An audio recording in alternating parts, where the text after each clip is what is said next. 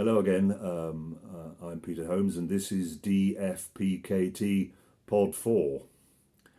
Now, I finished the previous section part with a paragraph that I'd like to repeat because it has a bearing on what's going to come next here. So here it is again. A feature of reality can be identified and described in a limitless number of ways for different purposes. Within each kind of description, there can, classically, be true or false claims. No true description is truer than other descriptions, and no one kind of description has an inherent priority over the others, and these facts have considerable implications. So, Chapter 9, Relativism. A true factual assertion does not constitute the feature of reality that it asserts. It is just one way of identifying and describing a feature of reality. And there cannot be a description that is not a description. So that what we call the truth is relative to or dependent on a descriptive context is both true and inconsequential. To say there is no such thing as absolute truth is to entertain a fantasy. And this applies to what we call accuracy, precision, completeness, or perfection. So I'll just stop there. This idea of entertaining a fantasy. And perhaps the way to think about this is this. If we say there is no such thing as X, absolute truth, we're saying it is a kind of thing that could exist, but happens not to. And I think that's what can happen when we say this kind of thing.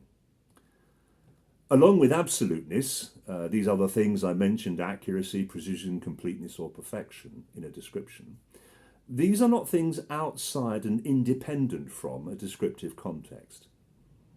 So, and this is my point, if we recognise and dismiss the fantasy, we can also dismiss, or at least mitigate, our superstitious anxiety about what we call the relativity of what we call truth. And this is the way I like to sort of sum it up.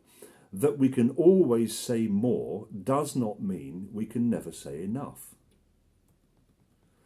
And to generalise from this, many of philosophy's so-called problems manifest in the form of contrasts or dichotomies, which are linguistic descriptions which, as always, may have a purpose, but can lead us astray if we mistake them for the way things are.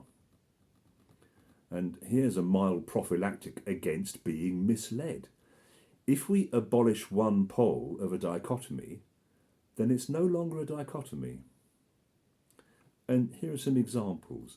There's a famous ancient dichotomy in scholasticism, in philosophy, between universals and particulars. Now, I won't go into what the argument is, but put it simply, if there are no such things as universals, if we can sort of, as it were, cure ourselves of the idea of universals, we no longer now have to think about the distinction between them and particulars. Another one comes from the later work of Immanuel Kant, who made the distinction which he, as it were, explained and then immediately denied, between what he called noumena and phenomena, between things in themselves and things as they appear. Now, if there are no noumena, of what are phenomena phenomena? So get rid of noumena and you don't need to talk about the difference between them and phenomena anymore. Another one in the philosophy of mind, which has caused endless trouble, is the distinction or dichotomy between mind dependence and mind independence, which of course we can get rid of if we get rid of the idea of the mind as something which is separate and different.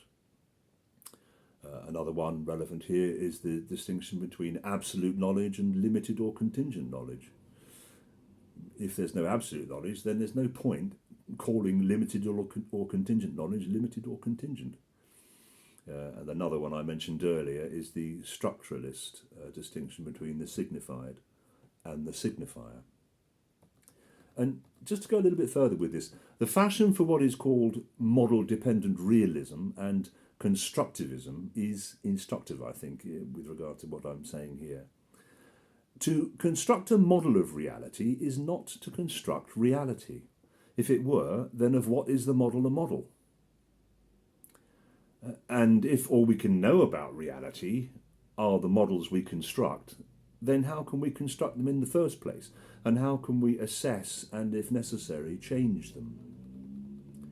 To say all models are wrong but some are useful, which was a popular slogan towards the end of the last century, is to entertain the fantasy of a model that is right, a perfectly or absolutely accurate, precise or complete description, relative to which all other attempts must fall short.